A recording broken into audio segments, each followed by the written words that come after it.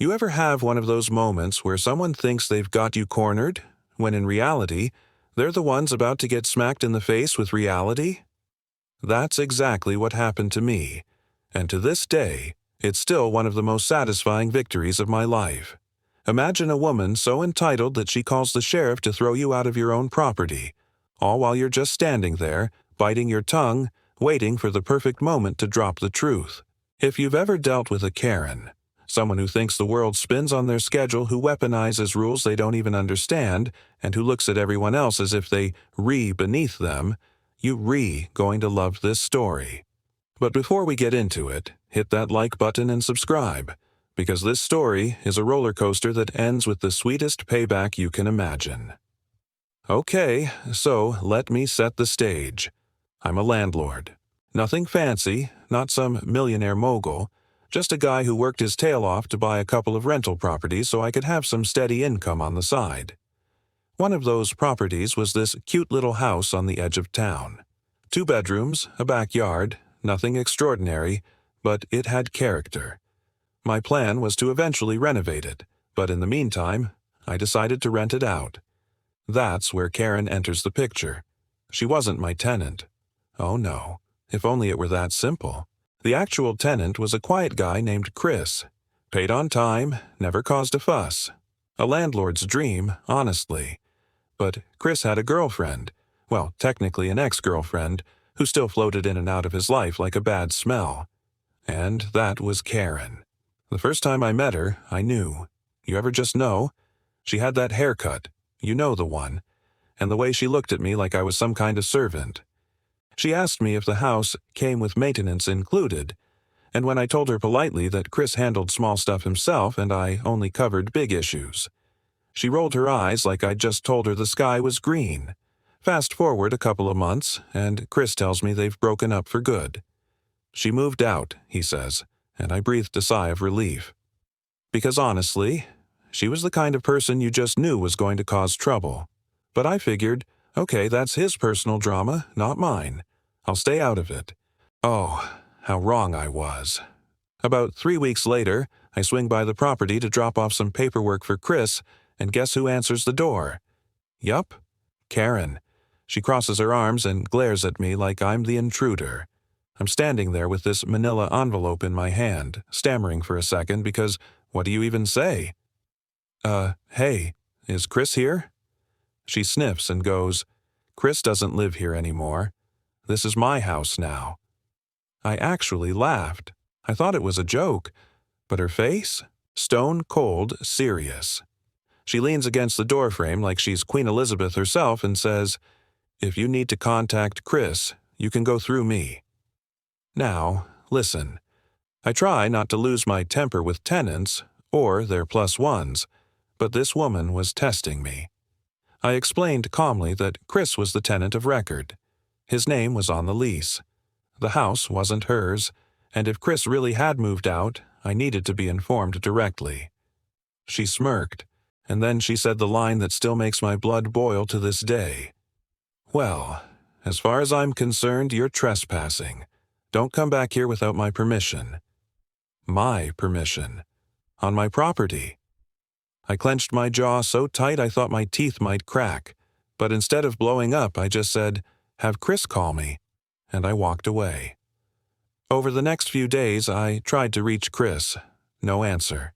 Texts left unread, emails ignored. It was like he'd fallen off the planet. And meanwhile, I started getting reports from neighbors. Karen had moved back in. She was parking her car across people's driveways, blasting music at 2 a.m., screaming at delivery drivers, the whole 9 yards. She even put up one of those tacky, no trespassing, violators will be prosecuted, signs on the front lawn, on my front lawn. At this point, I knew I had a squatter situation on my hands. But here's the kicker. Legally, squatters have certain rights. You can't just storm in and throw their stuff on the curb.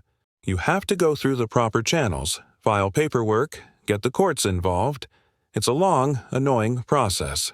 And Karen, she knew it. She knew exactly how to exploit the system. The final straw came one sunny Saturday afternoon. I decided to pay another visit just to see what was going on with the place.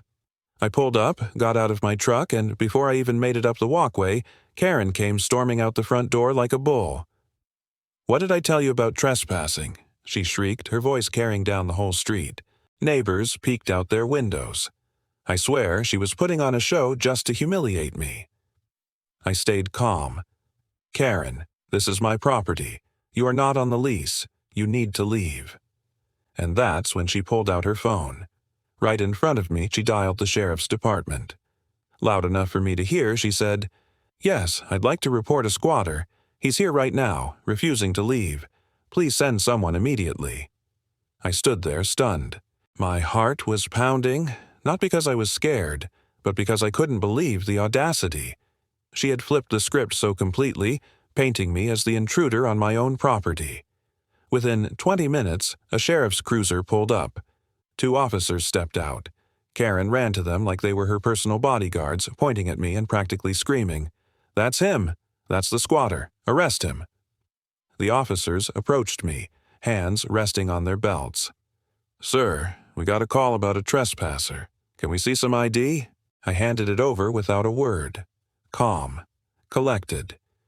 Inside, I was fuming, but I knew this was my moment. One officer stayed with Karen while the other went to run my ID. He came back less than a minute later, eyebrows raised. "Ma'am," he said slowly, "this gentleman isn't a squatter. He's the property owner." Karen froze. For a second, she didn't even process it. Then she sputtered, "What? No, that's impossible. He's lying. This is my house." The officer looked at me. "Do you have proof of ownership on you?" Oh, you better believe I did. I'd brought the deed and a copy of the lease, just in case. I pulled them out of my folder like I was dropping an ace of spades on the table. The officer examined them, then handed them back. Everything checks out. The look on Karen's face in that moment, priceless. Her smugness melted into panic, her lips twitching as she searched for some excuse, but the officers weren't having it. "Ma'am, you're the one trespassing here," the deputy told her. "You need to gather your belongings and vacate the premises immediately." Her jaw dropped. She tried arguing, threatening, even crying, but it didn't matter. The law was on my side.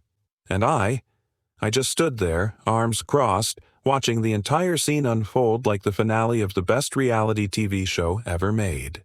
She was escorted inside, given 20 minutes to grab her essentials, and then booted out onto the curb. The deputies warned her that if she came back, she'd be arrested for trespassing. And me? I locked up my property, breathed the deepest sigh of relief, and savored the sweetest, most righteous revenge I've ever experienced. You know, they say karma has no deadline. And, in this case, karma arrived wearing a sheriff's badge. So, what did I take away from this mess? 2 things. First, always keep your paperwork handy. You never know when you'll need to prove what's yours. And second, never underestimate the power of staying calm. Karen wanted me to blow up, to yell, to give her ammo. Instead, I let her dig her own grave, and when the truth came out, she had nowhere to stand. If this story gave you chills, smash that like button and tell me in the comments what as the most satisfying revenge you've ever witnessed. And, of course, subscribe for more stories like this, because trust me, I've got plenty more.